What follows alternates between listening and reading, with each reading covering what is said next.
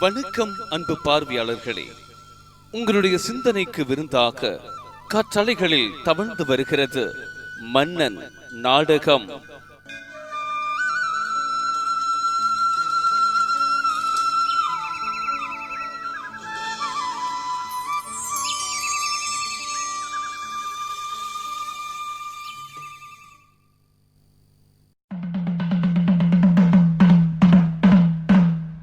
நமது நாட்டு புலவர் பெருமக்களுக்கு ஓர் நற்செய்தி. நமது கல்வி நிலையங்களில் பயிலும் குழந்தைகளுக்கு நல்லறிவு தரும் விதமாக பாடல் எழுதி வரும் புலவர்களுக்கு தக்க சன்மானம் வழங்கப்படும் என்பதை இதன் மூலம் தெரியப்படுத்திக் கொள்கிறோம்.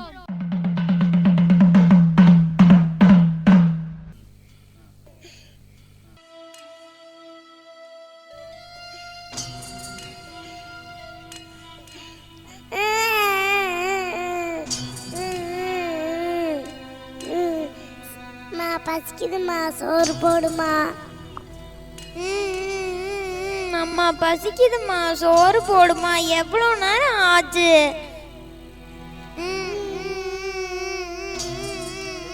அம்மா பசிக்குதுமா, சோறு போடுமா. எவ்வளோ நேரம் ஆச்சு? அழுகாதீங்க குழந்தைங்களா, கொஞ்சம் பார்த்துக்கோங்கம்மா. பெத்த குழந்தைங்களுக்கு ஒரு வாய் சோறு கூட போட முடியலையே ஆண்டவா, கொஞ்சம் அழுகாம இருங்கம்மா. அம்மா பசிக்குதுமா, ரொம்ப பசிக்குதுமா, சோறு போடுமா. ஏமா குழந்தைங்க அழுதுட்டே இருக்கு, அவங்களுக்கு கொஞ்சம் சோறு போட வேண்டியது தானே? ஏங்க இருந்தா சோறு போட மாட்டேனா? நாம பசிக்கு பெரியவங்க தாங்கிக்குவோம், குழந்தைங்க தாங்குமா? அதுதான் பசிக்கு அழுகுது. வேலைக்கு சென்று வருமானமும் காணாமல், புலவராகி பாட்டெழுதி போதிய வருமானத்தையும் காணாமல், எனது குழந்தைகள் பசியால் கதறியலே நானும் ஒரு காரணமாகிவிட்டேனே. இறைவா, ஏன் இந்த சோதனை? வருத்தப்படாதீங்க. அரசு கல்வி நிலையங்கள்ல பயன்படுத்த புலவர்கள் சிறந்த பாடல் எழுதி வருமாறு அரசர் அறிவிப்பு செய்திருக்கிறார். அப்பாடலை தாங்கள் எழுதி சென்றால் தங்களுக்கு சன்மானம் கிடைக்கும் இல்லையா? அரசரை வள்ளல் என்றும் எல்லோரும் பாராட்டுகிறார்கள். தங்களின் பாடலுக்கு நிச்சயம் பரிசு கிடைக்கும். ஆமாம் ஆமாம், நானும் அவரை பற்றி கேள்விப்பட்டிருக்கிறேன். வீரத்திலும் நம்மை போன்ற புலவர் குடும்பங்களை காப்பதிலும் சிறந்தவரான அவரை கண்டு பாடல் பாடி நிச்சயம் பரிசு பெற்று சென்று வருகிறேன்.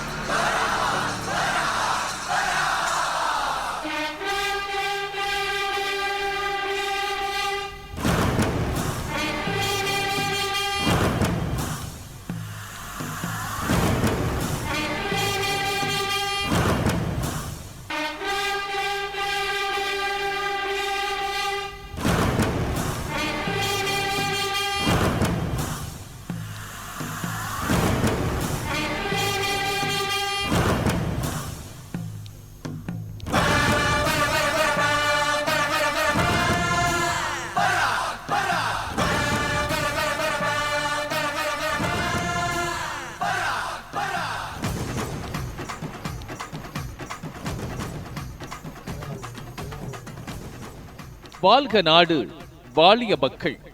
உங்கள் அனைவருக்கும் எனது பணிவான வணக்கங்கள். யாரங்கே என்னை காண வந்திருப்பவர்களை ஒவ்வொருவராக அனுப்பி வையுங்கள். மன்னர் பெருமானே வணக்கம். வணக்கம் அண்ணா, வணக்கம் வணக்கம் வணக்கம் அண்ணா, வணக்கம் வணக்கம். இருங்கள் இருங்கள் இருங்கள் இருங்கள், பொறுங்கள். எதற்காக இத்தனை பதட்டம்? முதலில் நீங்கள் யார் என்று சொல்லுங்கள். எதற்காக இத்தனை பதட்டத்தோடு இருக்கிறீர்கள்? மன்னா மன்னா, நான் ஒரு வணிகன் மன்னா, வியாபாரி. நான் வியாபாரம் முடித்து வரக்கூடிய வேளையில் எனது கவனக்குறைவின் காரணமாக அந்த பணப்பை எங்கோ தவற விட்டு விட்டேன் மன்னா, தவற விட்டு விட்டேன். அதில் பை நிறைய பணம் இருந்தது மன்னா, பணம் இருந்தது. அதனால் அந்த பணப்பையினை தவற விட்டதன் காரணமாக இந்த பதட்டம், வேறொன்றுமில்லை. மன்னர் பெருமானே, எப்படியானும் எனக்கு அந்த பணப்பையினை கண்டுபிடித்து கொடுங்கள் மன்னா. எப்படியானும் அந்த பணப்பை கிடைக்க ஏற்பாடு செய்யுங்கள் மன்னா. வேண்டுமானால் அந்த பணப்பையினை கண்டுபிடித்து கொடுப்பவர்களுக்கு பாதி பணம், அந்த பையில் இருக்கக்கூடிய பாதி பணத்தை வேண்டுமானால் சன்மானமாக கொடுத்து விடலாம் அண்ணா, சன்மானமாக கொடுத்து விடலாம். நீங்கள் அவ்வாறே அறிவிப்பு செய்து எப்படியேனும் அந்த பணப்பை எனக்கு கிடைக்க ஏற்பாடு செய்யுங்கள் மன்னா. மன்னா மன்னா. ஓ அப்படியா? சரி, முரசுக்காரனிடத்தில் நான் சொன்னதாக சொல்லி இந்த தகவலை முரசொலியோடு மக்களிடத்திலே சொல்ல சொல்லுங்கள். சற்று நேரம் வரையிலும் அரண்மனையில் காத்திருங்கள், பிறகு பார்க்கலாம். சரியா? அப்படியே செய்கிறேன் அண்ணா, அப்படியே செய்கிறேன். முரசுக்காரரே எங்கய்யா இருக்கிறீர்? யாரெங்கே? அடுத்தவரை வர சொல்லுங்கள். மன்னர் பெருமானே வணக்கம். நமது நாட்டில் உள்ள அரசு கல்வி நிலையங்களில் பயிலும் குழந்தைகளுக்கான நல்லறிவு தரும் பாடல் தேவை எனும் தங்களின் அறிவிப்பை கேட்டு அப்பாடலை எழுதி வந்துள்ளேன் மன்னா. அப்படியா? மிக்க மகிழ்ச்சி புலவரே. தங்களுடைய எண்ணத்தில் உருவாகி எழுத்து வடிவில் இருக்கக்கூடிய இந்த பாடலை சற்று பாடுங்கள், கேட்போம். கல்வியே தெய்வம் எனும் தலைப்பில் எழுதியுள்ளேன் மன்னா. அப்பாடலை பாடுகிறேன். அன்னையும் தந்தையும் தெய்வம், இதை அறிந்திட வேண்டும் நீயும். கண்ணெனும் கல்வியும் தெய்வம், இதை கருத்தினில் கொள்வாய் நீயும். பொன்னையும் மண்ணையும் விஞ்சும், அந்த புகழும் நம்மை கொஞ்சும். நன்மையும் மென்மையும் தோன்றும், நல நயமதும் நம்மை அண்டும். கல்வியை கற்றிட வேண்டும், அதை கசடர கற்றிட வேண்டும். வல்லமை பெற்றிட வேண்டும், நல்வளமதை எட்டிட வேண்டும். கற்றிட கற்றிட யாவும், நல் கணக்கென நெஞ்சில் கூடும். வெற்றிகள் 1000 சேரும், புகழ் வெளிச்சமும் மேனியில் ஊரும். விண்ணையும் அளந்திட வைக்கும், நம்மை விடியலாய் எழுந்திட வைக்கும். திண்மையும் வசப்பட வைக்கும், மனதில் தெளிவினை செலுத்திட வைக்கும். அன்னையும் தந்தையும் தெய்வம், இதை அறிந்திட வேண்டும் நீயும். ஆஹா ஆஹா, அருமை புலவரே, மிகவும் அருமையாக இருக்கின்றது. கல்வி கற்பதன் அவசியம், கல்வி கற்பதன் மூலமாக நமக்கு கிடைக்கக்கூடிய நன்மைகள் பெருமைகள் குறித்து குழந்தைகள் நன்கு அறிந்து கொள்ளக்கூடிய விதமாக இப்பாடலை மிகவும் அருமையாக எழுதியிருக்கிறீர்கள். எனக்கு மிகுந்த மகிழ்ச்சியாக இருக்கிறது. உங்களின் தமிழ் புலமைக்கு எனது பாராட்டுக்கள். இந்த பாடல் தற்பொழுதே நம்முடைய கல்வி நிலையங்களில் விரைந்து ஒலிக்க ஏற்பாடு செய்கிறேன் புலவரே. இந்தாருங்கள், உங்களுக்கான பொன்னும் பொருளுமான பரிசு பெற்றுக்கொள்ளுங்கள். எனது பாடலை பாராட்டி எனக்கு பரிசு வழங்கியதற்கு மிக்க நன்றி மன்னா. நான் சென்று வருகிறேன். யாரெங்கே? அடுத்தவரை அனுப்புங்கள். வணக்கம் மன்னர் பெருமானே, தங்களுக்கு எனது பணிவான வணக்கங்கள். வணக்கம் சிறுமியே, வருக வருக. அரசவைக்கு வருகிறதென்று அரசனிடத்தில் நேரடியாக நீ நின்று பேசும் உனது தைரியம் எனக்கு மிகவும் பிடித்திருக்கிறது. சரி, தாங்கள் என்னை காண வந்ததன் நோக்கம் என்னவோ? மன்னர் பெருமானே, நான் விளையாடி கொண்டிருந்த சமயத்தில் ஒரு பை இருப்பதை நான் கண்டேன். அதை திறந்து பார்க்கும்போது அதில் நிறைய பணம் இருப்பதையும் நான் கண்டேன். அவ்வேளையில் முரசுக்காரர் அந்த பணப்பையை குறித்து அறிவிப்பு செய்வதை கேட்டேன். அதனால்தான் இப்பையை தங்களிடத்தில் சேர்க்கலாம் என்று வந்தேன். அருமை அருமை, மிகவும் அருமை சிறுமியே. எனது நாட்டு குழந்தைகள் கூட அடுத்தவர்களுடைய பொன்னுக்கும் பொருளுக்கும் ஆசைப்படாமல் நேர்மையாக இருப்பது எனக்கு மிகுந்த மகிழ்ச்சியையும் பெருமையையும் தருகிறது. உன்னை பெற்றதன் மூலமாக உனது பெற்றோர்கள் மிகுந்த மகிழ்ச்சிக்குள்ளாவார்கள். வாழிய நீ பல்லாண்டு. வணிகரே வணிகரே, சற்று இங்கு வாருங்கள். மன்னர் பெருமானே, இதோ வந்துவிட்டேன். வணிகரே, பணப்பை காணவில்லை என்று தெரிவித்தீரே, அது இதுவா என்று பாருங்கள். பை கிடைத்து விட்டதே. ஆனால் இந்த பையில் இருக்கக்கூடிய பாதி பணத்தை அந்த சிறுமிக்கு நாம் கொடுக்க வேண்டுமா? சீச்சி, அப்படியெல்லாம் கொடுக்க கூடாது. நாம் எதையாவது சொல்லி அவளை ஜமாளித்து அனுப்பி விடுவோம். அப்படித்தான் செய்ய வேண்டும். வணிகரே, வணிகரே, சொல்லுங்கள் மன்னர் பெருமானே, சொல்லுங்கள். இந்த பணப்பை தங்களுடையதுதானே?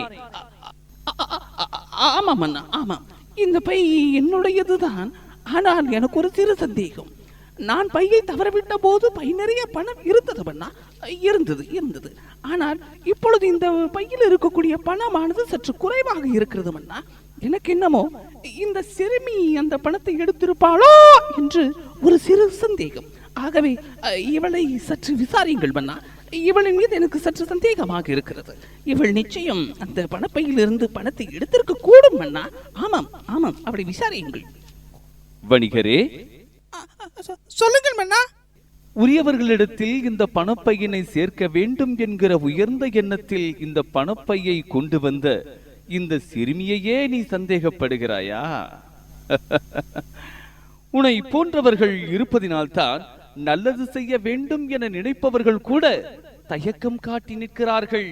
இந்த பையில் இருக்கக்கூடிய பாதி பணத்தை இந்த சிறுமிக்கு கொடுக்க வேண்டுமா என்கிற எண்ணத்தில் முழு பணத்தையும் நீயே வைத்துக் கொள்ள வேண்டும் என நினைத்து இந்த சிறுமியையே நீ தவறாக பேசுகிறாயே. பரவாயில்லை. அதாவது நீ தவறவிட்ட பணப்பையில் நிறைய பணம் இருந்தது இல்லையா? ஆமாம் அண்ணா, ஆமாம். அப்படியானால் பணம் குறைவாக இருக்கக்கூடிய இந்த பை உன்னுடையதாக இருக்க வாய்ப்பு இல்லை, அப்படித்தானே? ஆமாம் அண்ணா, ஆமாம். சரி, அப்படியானால் அந்த பணப்பையினை இங்கே கொடு. பணம் குறைவாக இருக்கக்கூடிய இந்த பை உன்னுடையது ஆகாது. ஆகவே இந்த பணப்பையினை உரியவர்களிடத்தில் சேர்க்க வேண்டும் என்கிற உயர்ந்த நோக்கத்தோடு கொண்டு வந்த இந்த சின்னஞ்சிறு சிறுமியின் நற்குணத்தை பாராட்டி நான் இந்த பணப்பையினை இந்த சிறுமிக்கே சன்மானமாக கொடுக்கிறேன். சிறுமியே, இதை பெற்றுக்கொள். மிக்க நன்றி மன்னர் பெருமானே, நான் சென்று வருகிறேன். வணிகரே, உமது பணம் நிறைய இருக்கக்கூடிய பை யாரேனும் கண்டெடுத்து கொண்டு வந்து கொடுப்பார்களானால் உமக்கு தகவல் சொல்லி அனுப்புகிறேன். அப்போது வருகை தந்து உங்களுடைய பணப்பையினை பெற்றுக் கொள்ளலாம். சரியா? இப்போது நீங்கள் புறப்படுங்கள். என்ன நீயா கொடுத்திருந்தீனா பாதி பணம் தான் போயிருக்கும். இப்ப மொத்தம் பணமும் போச்சா? வணிகரே, இவ்வுலகில் அடுத்தவர்களை ஏமாற்றி பிழைக்க நினைத்தவர்கள் கடைசியில் உன்னை போலதான் ஏமாந்து நிற்பார்கள். போ போ போ. உள்ளதும் போச்சுரா லொல்லக்கண்ணாங்கிற மாதிரி எச்சு மேசைக்கு ஆசைப்பட்டு தொச்சு மேசையும் போச்சு. எழுதர்மை குடிமக்களே, நல்லவர்களாய் வாழ்ந்திருப்போம். நானிலும் நம்மை போற்றிடவே. இந்த உலகில் அடுத்தவர்களுடைய பொன்னுக்கும் பொருளுக்கும் ஆசைப்பட்டவர்கள் அந்த பொன்னையும் பொருளையும் வைத்து நிம்மதியாகவும் நிலையாகவும் வாழ்ந்ததாக சரித்திரமில்லை. எனவே நாமும் மற்றவர்களுடைய பொன்னுக்கும் பொருளுக்கும் ஆசைப்படாமல் நேர்மையாக உழைத்து மகிழ்ச்சியாக வாழ்ந்திருப்போமாக. வாழ்க வளமுடன். வாழிய நீவீர் பல்லாண்டு பல்லாண்டு.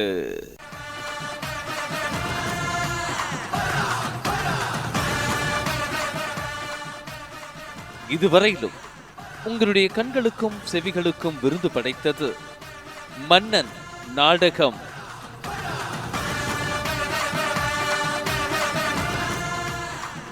குழந்தைகளோடு இணைந்து பின்னணி குரல் கொடுத்து இந்த நாடகத்தை உங்களுக்கென தயாரித்தவர் பனையம்பள்ளியை சார்ந்த ராஜா ரவி என்கிற ராஜ்குமார்.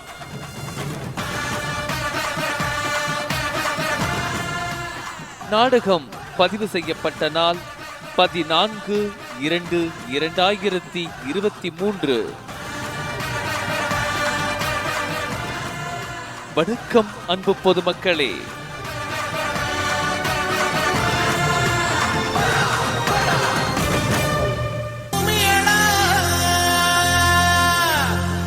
விவசாயத்தை ஒரு பார்க்க கவனிச்சு செய்வோமடா.